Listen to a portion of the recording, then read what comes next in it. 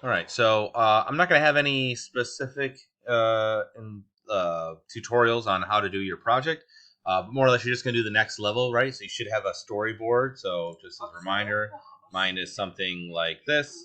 And you can see I'm just using a piece of audio to go with it. You probably can't hear me because of the thing.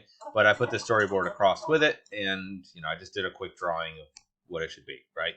So once you should have all that, then what you're going to do is I just made a folder and I just named it like shot one and then shot two. And then I only did two, but just continue on with whatever you have there. And then inside of that, I have my layers. So we'll look at shot one here just so you get an idea. So I'm going to turn off my animatic and I'm going to turn on my shot. And so all I did is I just made this one layer and I just animated the body squashing and stretching, right? Just kind of moving, and it's just got a pivot down here. And I just rotate it, squash it, and stretch it.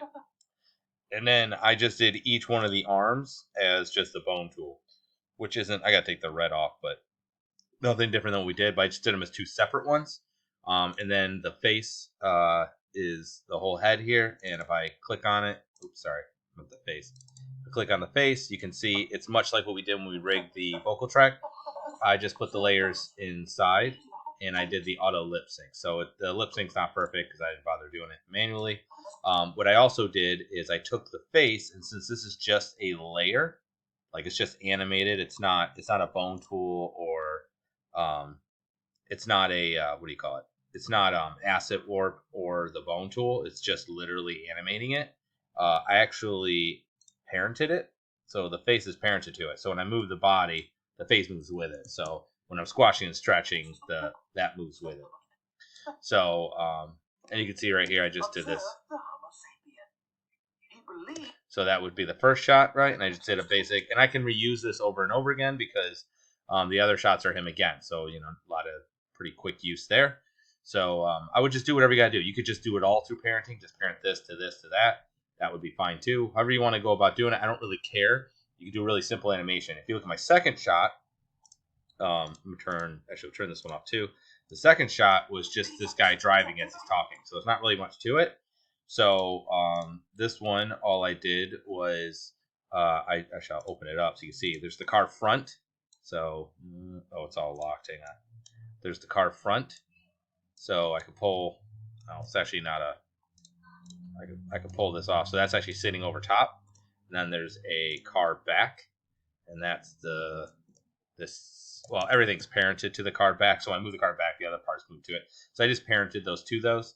And then in between's the person, and then I did the wheel as a separate layer. And so what I did is I took the car back and I just animated it going up and down so that it'll just move up and down.